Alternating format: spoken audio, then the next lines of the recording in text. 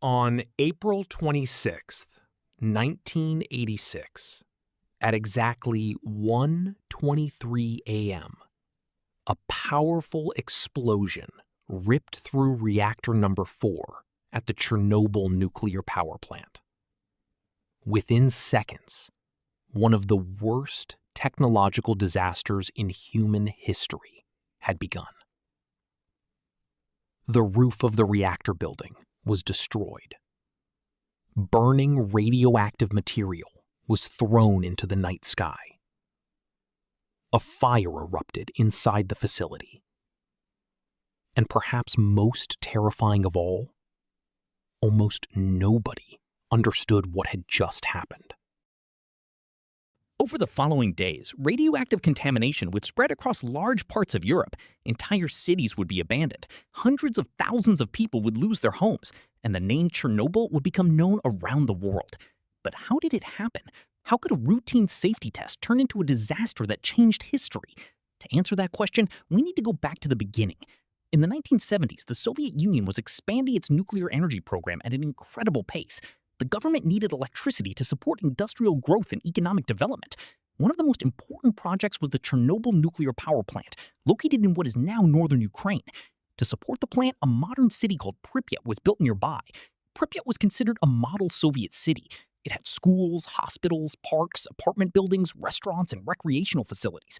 Young families moved there from across the Soviet Union. The average age of residents was only around 26 years old.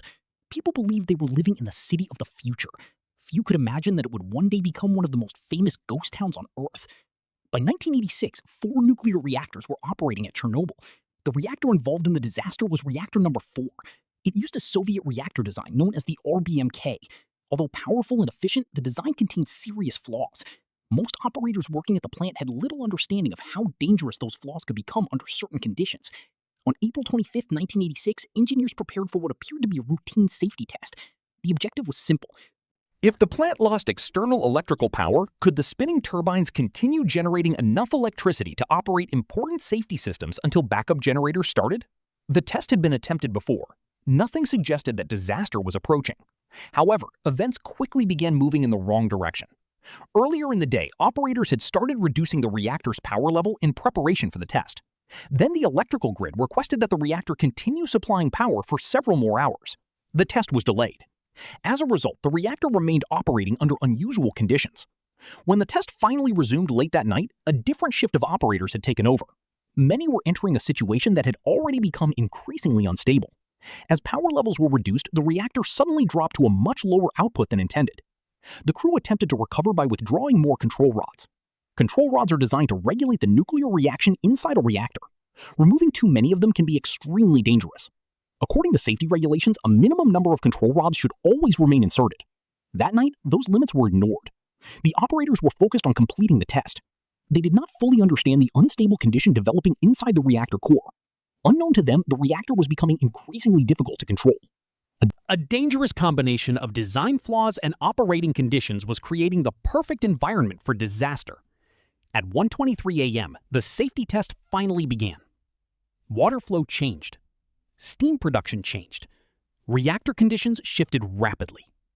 Then, the power levels started increasing. At first, the rise appeared manageable. Moments later, it accelerated dramatically. Alarms sounded throughout the control room. Readings climbed higher and higher. Operators realized something was seriously wrong. In a desperate attempt to stop the reaction, the emergency shutdown system was activated. The AZ5 button was pressed. This should have immediately shut down the reactor. Instead, due to a critical flaw in the RBMK design, the insertion of the control rods initially increased the reactor's power. The effect lasted only seconds. But those seconds were enough. The reactor surged out of control. Pressure built rapidly inside the core. Then came the first explosion. A second explosion followed almost immediately. The force was so powerful that the massive reactor lid was blown apart. Concrete structures collapsed. The roof was destroyed. Burning graphite and radioactive material were launched into the atmosphere. For the first time in history, the core of a nuclear reactor was exposed directly to the open air. The disaster had begun. In the moments after the explosion, confusion spread throughout the plant. Many engineers refused to believe the reactor itself had exploded. The idea seemed impossible. According to everything they had been taught, such an accident could not occur. Several supervisors insisted that the reactor remained intact. Others believed only auxiliary systems had been damaged. The truth was far worse. Fragments of highly radioactive graphite were scattered across the site. Some workers unknowingly approached these pieces. Others even picked them up. They had no idea they were handling material capable of delivering deadly doses of radiation. Meanwhile, fires burned across the facility. Emergency crews focused on extinguishing the flames. Their actions likely prevented an even greater catastrophe. But they were operating without a clear understanding of the danger surrounding them. Within minutes, firefighters arrived at the scene. They believed they were responding to a conventional industrial fire. No one warned them that the reactor core had been destroyed. No one explained the true radiation levels. They climbed onto rooftops. They carried hoses through burning debris. They fought the flames for hours. Many later reported a metallic taste in their mouths. Others experienced nausea, headaches, and dizziness. These were early symptoms of severe radiation exposure. Yet they continued working. Many of those firefighters would later suffer devastating health consequences. Their courage helped prevent the disaster from becoming even worse. While firefighters battled the flames at the power plant, life in the nearby city of Pripyat continued almost normally. Located just 3 kilometers from the reactor, Pripyat was home to nearly 50,000 people. Most residents were asleep when the explosion occurred. They had no idea that a radioactive cloud was already moving across the city. As morning arrived, many people noticed something unusual. A strange glow could be seen above the power plant. Some residents walked outside to watch the fire from a distance. Children played in parks. Families went shopping. People opened their windows to enjoy the warm spring weather. Without realizing it, they were exposing themselves to dangerous levels of radiation. The invisible contamination was everywhere. On streets, on rooftops, on playgrounds, inside homes. Yet authorities still had not informed the public about the true situation. Hours passed. Then an entire day. Still no evacuation order was given. Radiation levels continued rising. Inside hospitals, doctors began treating workers and firefighters suffering from symptoms that few had ever seen before. Many patients complained of nausea, vomiting, weakness, and severe headaches. Some showed signs of radiation burns. Medical staff quickly realized they were dealing with something extraordinary. Meanwhile, Soviet officials struggled to understand the scale of the disaster. Reports moved slowly through layers of bureaucracy. Plant managers attempted to assess the damage. Local leaders hesitated to make decisions.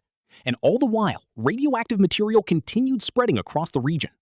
Finally, 36 hours after the explosion, authorities made a decision.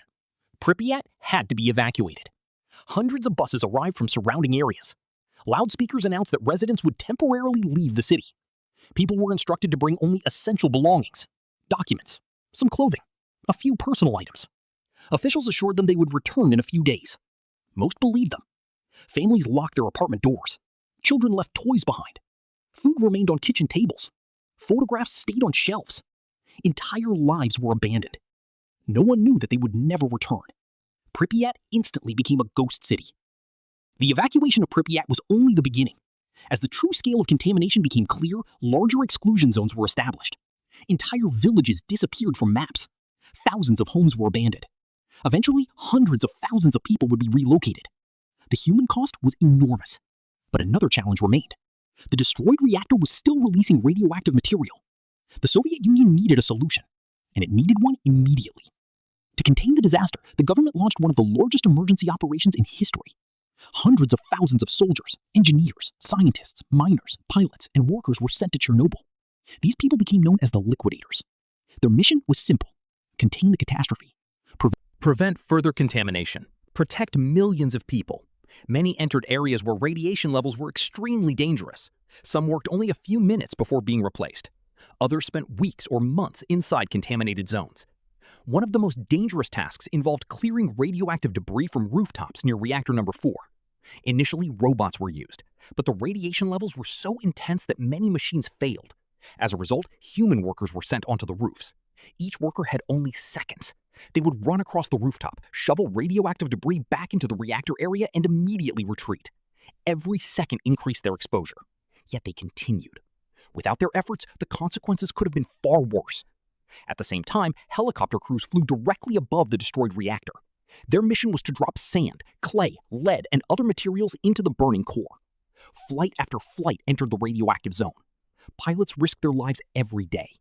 The operation became one of the most dangerous aviation missions ever performed during a peacetime emergency. Another major concern was the possibility of a second disaster. Engineers feared that molten nuclear fuel could reach water located beneath the reactor. If that happened, an enormous steam explosion could occur. A group of workers volunteered to enter flooded areas beneath the reactor and open critical valves. The mission was extremely dangerous, yet they succeeded. Their actions may have prevented an even larger. Entire communities disappeared. The psychological impact was enormous. Many former residents described losing not only their homes but their entire way of life. Today, nearly 40 years later, Chernobyl remains one of the most famous disaster sites on Earth. Large parts of the exclusion zone remain restricted. Nature has reclaimed abandoned towns and villages. Forests now grow where people once lived. Wild animals roam empty streets. Trees push through apartment buildings. Schools remain frozen in time. Children's toys still sit in abandoned classrooms. Photographs remain on walls. The city of Pripyat stands as a haunting reminder of what happened. It is a place where time appears to have stopped. Yet the legacy of Chernobyl extends far beyond Ukraine. The disaster transformed nuclear safety around the world. Countries reviewed reactor designs. Emergency response procedures were rewritten. Safety standards became stricter. The event also exposed serious weaknesses within the Soviet system and changed public attitudes toward nuclear power forever. On the night of April 26, 1986, a routine safety test became one of the worst technological disasters in human history. A combination of human error, flawed design, poor communication, and systemic failures created a catastrophe that would affect generations. Thousands risked their lives to contain the damage. Entire cities were abandoned. Millions watched as the world struggled to understand what had happened. Today, beneath layers of steel and concrete, the remains of Reactor Number 4 still exist. A permanent reminder of the consequences of mistakes, secrecy, and complacency. The lights of Pripyat never came back on. The families who left never returned home. And decades later, the name Chernobyl still serves as a warning to the world. Because some disasters are not remembered simply because of their destruction. They are remembered because of the lessons they leave behind. And Chernobyl is one of those lessons.